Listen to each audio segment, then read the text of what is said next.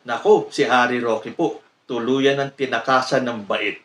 Dahil ngayon po, dahil sa giyera sa Iran at Israel, naku, meron naman po silang bagong pinapakalat na intriga. Pero bago po yan, magandang araw po sa inyong lahat. Naimbag na aldaw kenyayo amin. Bago po natin umpisahan itong kaawa-awang si Harry Roque, konting shoutout po muna tayo. Una po kay JP from Dubai. Kanayon kano nga agbuybuya ni JP. Ibig sabihin po, lagi po siyang nanonood sa ating channel. And shout out din kay Fernan Roda ng City of Calamba, Laguna. Maraming salamat po sa inyo. Okay, meron na naman pong pinapakalat na intriga ang mga DDS. Yan po ay may patungkol sa giyera sa Iran at Israel. Naglabas ng statement si Senator Robin Padilla. Sabi niya, Lanis, malaking issue ito sa bilihin. May plano na ba tayo sa nangyayari at mangyayari pa? Obviously, questioning our President Bongbong Marcos kung meron na ba siyang plano dito sa giyera sa gitnang silangan. Apektado po ang buong mundo. Pero malayo naman po ang Pilipinas doon. Huwag po kayo magpakalat ng takot sa mga Pilipino. At huwag niyong palabasin na kinu-question niyo si PBBM dahil wala itong ginagawang solusyon o hindi naghahanap ng solusyon sa magiging problema natin kung sakaling magpatuloy itong gera sa Middle East. At dahil mga DDS yan, hindi pwedeng si Robin Padilla lang ang magpakalat ng intriga. Isa pa rin po itong si Harry Roque. May statement po siya, mahaba-haba ng konti. Pero panoorin natin, saka natin pagtawanan mamaya. Ito po yun. Ang tanong, meron bang planong binubuo ang Marcos Jr. administration? Abay, baka busy pa rin party ng party. At busy pa rin ang singhot ng singhot dyan. Itigil na muna yan. Sos Mariosep. Or kung talagang hindi mapitigil, talagang pumasok na sa rehab at ibigay na ang pamumuno kay BP Sara. At least panandalian habang tayo ay harap sa napakatinding pagsubok itong full-blown gera nga sa gitnang silangan. Hindi po biro-biro ito. In fact, kung ako si BP Sara, nako, it is a nightmare to take over government now na merong full-blown war. Ano naman ang magagawa mo? Parang napaka-limited ng options mo. Siguro magagawa ng gobyerno na lang talaga is bukod doon sa maghanap ng alternatibong sources at talagang tutok ang salapi para sa mga ayuda dahil inaasahan natin na talagang tataas ang presyo ng lahat, magbigay ng pag-asa na kung tayo ay nagsasama-sama bilang isang bansa, pwede natin maibsan itong kahirapan na parating at pwede tayong manaig dito sa panibagong pagsubok na naman na haharapin natin itong giyera ng gitnang silangan. Pero yun nga po, no? Much as Inday Sara would consider it as a nightmare to take over government now, siguro naman papayag siya. Mas mabuti naman po na pumayag na si Marcos Jr. temporarily. Pwede naman po hindi siya mag-resign kung ayaw niya mag-resign. Pumasok muna siya sa rehab. Kasi ayaw naman niya magpa hair follicle test. Pero at the same time, nandyan ang ebidensya. So ina-assume ko na baka nga gumagamit siya. Kung talagang gumagamit siya, ay nako, maintindihan po ng taong bayan kung siya magpaparehab. At habang siya nagpaparehab, ibigay muna niya yung pamumuno kay Inday Sara. And much as Inday Sara would hate it, kasi ano naman ang gagawin mo kung ganito ka talagang kagulo at wala talagang pagkahandang ginawa ang gobyerno, no? Kahit papano at least manawagan siya na magbayanihan tayo. At tayo naman lahat ay mananaig, no, dito sa panibago na naman pagsubok na ating haharapin.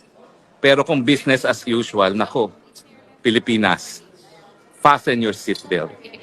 Talaga pong this is a sinking ship. Kung talagang matuloy ang full-out war sa buong gitnang silangan, kung saan tayo po ay nakasalalay para sa 90% ng ating requirements para sa ating enerhiya. Fasten your seatbelt. Dahil unang-una, wala po talagang namumuno ngayon sa ating bayan. For whatever reason it is. Ang duda ng marami kasi bangag ang presidente. Sinasabi ko nga, I'm giving him the benefit of the doubt, kaya nga dapat magpa-hair follicle test na ayaw. So sa tingin ko, baka may katotohanan. Mantakin ninyo, ngayon ang ating hinaharap na pagsubok, gera na pwedeng magresulta sa pagkawala ng 90% ng lahat ng ating langis na kung saan tayo nakasalalay sa produksyon ng lahat ng bagay sa ating bayan. Hay nako, pero yun nga po, no? Talaga naman pong lahat tayong mga sumuporta dito sa Unity Team na nabudol, nagsisi na, Pero ang panawagan natin, matapos tayo magsisi, yun na nga po, pakiusap na lang. Naku Marcos Jr., kung meron ka pang kaunting pagmamahal na natitira para sa ating bayan, ibigay mo na panandalian. Sige na, mag-leave of absence ka na. Ibigay mo na kay Inday Sara muna habang nagpuputukan dito sa gitnang silangan. Nang sa ganun, someone is in charge. Kasi Mr. President, alam naman namin ang sasabihin mo. Eh kung ordinaryong bagyo lang, ang dami-daming bagyong dumadaan sa Pilipinas, ang iyong nasasabi is, what do we do now? Eh lalo na ngayon dito sa dilubyong parating sa atin na talagang all-out war sa gitnang silangan. Talagang hindi lang what do we do now. Baka mamaya ikaw ay mag-give up na at sabing it's hopeless. Well, pwede ka naman mag-give up. We give you the benefit na karapatan mo naman magbitiw na tuluyan. Hindi naman ikaw sisisihin kung ikaw ay magbibitiw na dahil talagang hindi mo kakayanin itong paghamon nito. Pero whatever it is, whether be it permanent pagbibitiw o temporary, ibigay mo na kay Inday Sara, hindi mo kakayanin itong pagsubok na ito. Ayan.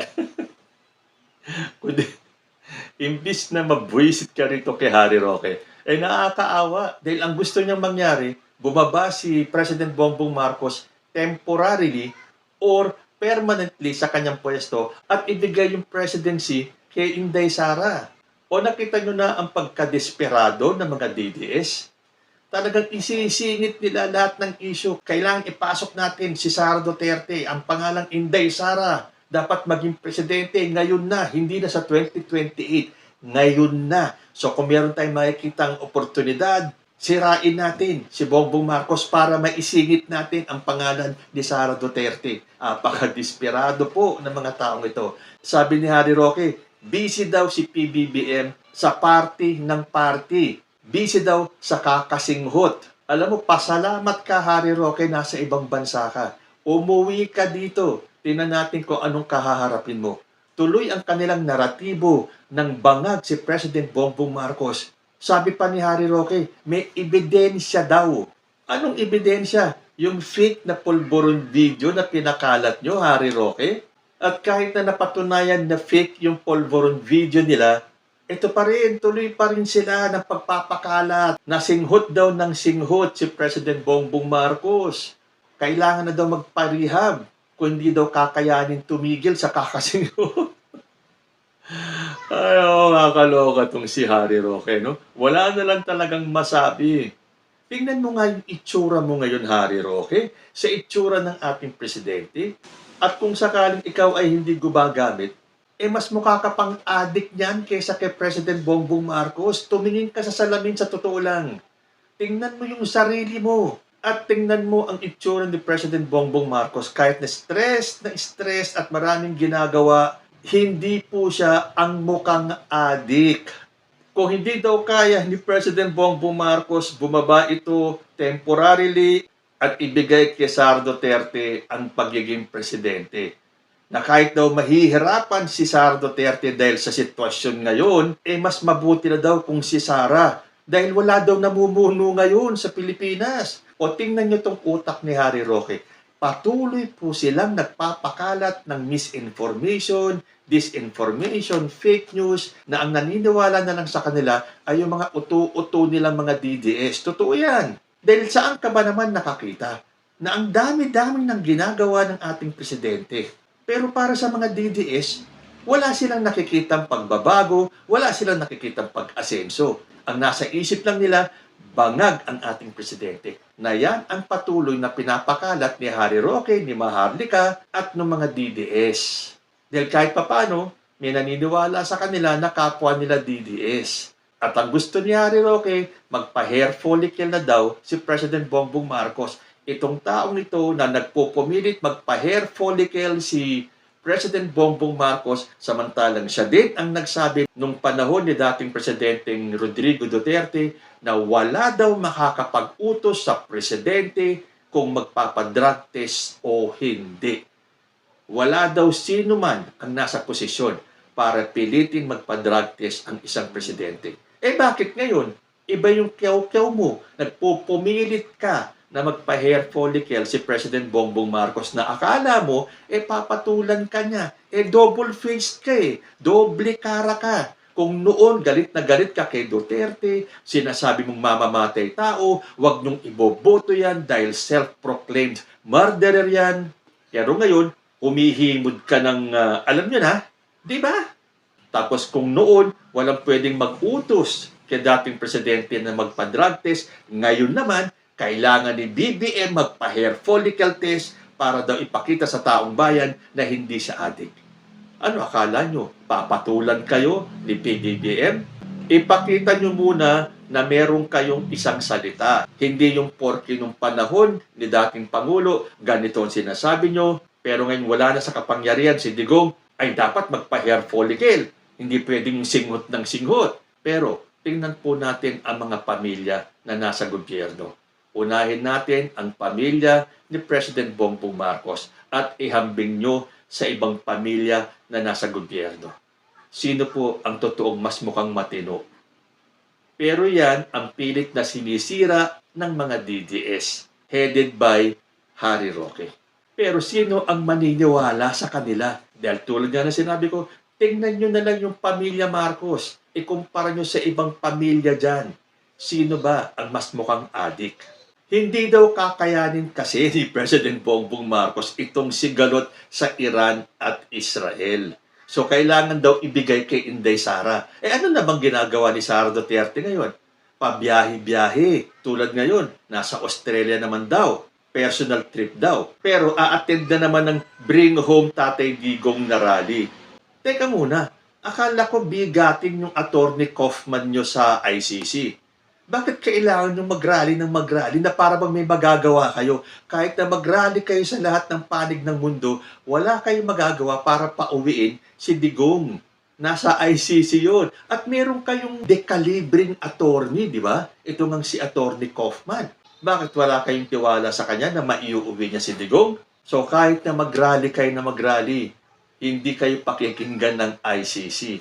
O baka naman magkakaroon na naman kayo ng for the first time in history ng worldwide people power na dati nyo nang ipinangalandakan na first time ever daw magkakaroon ng world people power. Kung dito nga, hindi kayo makapag people power gagawin nyo pang world people power. So yan na naman dialogue ni Harry Roque na hindi kakayanin ni PBBM ang nangyayaring sigalot sa Middle East. Dahil siyempre, kasama nung bangag, niwi, adik na issue, kasama yung weak leader sa kanilang naratibo. Weak leader, 3 taon na, lahat ginawa na ninyo, hindi nyo mapabagsak si President Bongbong Marcos. Tapos iuupo nyo si Sara Duterte. Pabagsakin nyo muna si President Bongbong Marcos at maniniwala ako na kaya ni VP Sara magpresidente. Ha? Inuulit ko, pabagsakin nyo muna si President Bongbong Marcos. At pag nagawa nyo yan, mapabagsak si PBBM hanggang 2028. Nako, ibabaliktad ako. Iiwanan ko si Bongbong Marcos at magiging solid Sara Duterte supporter ako. Which is, hindi po mangyayari. Dahil lahat na nga, ginawa ninyo Kung ano-ano ng naratibo ang ginagawa ninyo, pinapakalat ninyo, ang pagkondisyon sa isipan ng mga supporters na lang ninyo. Kasi wala na pong matinong Pilipino ang naniniwala sa inyo. Tapos may sinabi pa si Roque na itong panahon nito, dapat daw magkaisa tayo. Bigyan daw ng pag-asa ang mga Pilipino sa gitna ng nangyayari sa Middle East. Kayo ang nagpapagulo Yung mga salita mong ganyan, Harry Roque, ang nagpapawala ng pag-asa sa mga Pilipino. Imbis na kayo ay magbigay ng encouragement, paninira ang ginagawa ninyo. Tapos maghahanap kayo ng pagkakaisa. Kayong mga DDS, kayong kampo ng mga Duterte, ang naunang sumira sa Pilipinas. Dahil yan ang balak ninyo. Mulat sa poll, umpisa pa lang ng panunungkulan ni President Bongbong Marcos, ang target nyo, sirain ang imahe ng Pilipinas dito at sa ibang bansa para ipakita sa buong mundo na ang gulo-gulo ng Pilipinas, nag-aaway-away ang mga Pilipino, hindi magkaisa dahil hindi kaya ni Bongbong Marcos na hawakan ang ating bansa. Na si Sara Duterte lang ang makakagawa. Mapagbubuklod ni Sara Duterte ang buong Pilipinas. Mapag-iisa niya ang mga Pilipino dahil si Sara Duterte lang ang malakas at siya lang ang may kayang solusyonan ang lahat ng problema ng Pilipinas. Hindi po kaya ni President Bongbong Marcos yan. Wala po siyang ginagawa, kundi pa party-party lang, pasinggot-singgot lang. Pabayaan na po natin na mabulag ng tuluyan ang mga DDS kung wala silang nakikitang pagbabago sa ating bansa. Hanggat andyan si Harry Roque at yung mga katulad niya na nagpapakalat ng maling impormasyon, hindi po talaga tayo magkakaisa.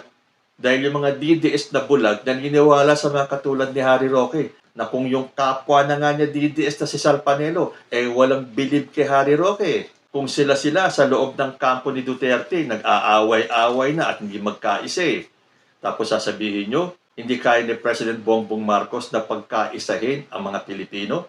Kayo nagpupumilit kumalas Di ba? Yan ang plano ninyo. Sirain ang imahe ng Pilipinas sa buong mundo para kunwari hindi kaya ni President Bongbong ang maging presidente.